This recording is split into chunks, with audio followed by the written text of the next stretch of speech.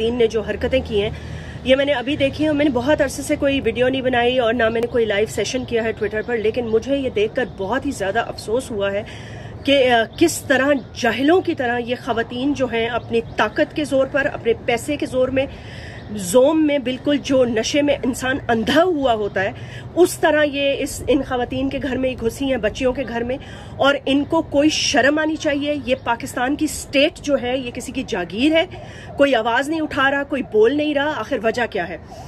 इन लड़कियों को फौरी तौर पर इंसाफ दिया जाए। आपके पर्सनल घर के जो मामलात हैं, जो इनफिडेलिटीज के आपके मामलात हैं, आपके बेटों के जो मामलात हैं या आपके दामादों के जो मामलात हैं, वो जो भी हों, लेकिन ये कोई तरीका नहीं है। एक तो ब्रेकिंग एंड एंटरिंग किसी के घर में फोर्सफुली, उनके घर में तोड़ फोड़, फिर सबसे ज्यादा खतरनाक चीज जो आपने की है वो उन पर पेट्रोल छिड़कना है। ये आपके ऊपर जो क्रिमिनल चार्जेस हैं वो बहुत शदीद किस्म के लगने चाहिए, और ह्यूमन राइट्स की जो वायलेशन आपने की है, जिसकी धज्जियां आपने बिखेर दी हैं।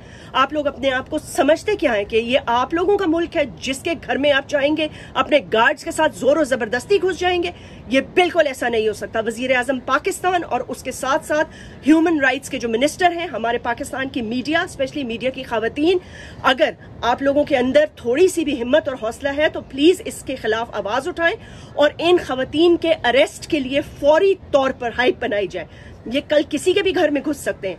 सो एनीवे, मुझे इनके पर्सनल मामलात में दखल अंदाजी नहीं करनी, but the way they have handled this situation is not only obnoxious, ridiculous, disgusting, but अगर पेट्रोल से आग लग जाती या ये मर जाती या इनको कोई नुकसान हो जाता तो आप किसको जवाब देती? और अनफॉर्चुनेटली माजरत के साथ जो लैंग्वेज आप इस्तेमाल कर रहे थे उससे मुझे अंदाजा हो गया है कि आपकी तालीम कैसी है, आपकी तरबियत कैसी है और आप किस खानदान के हैं।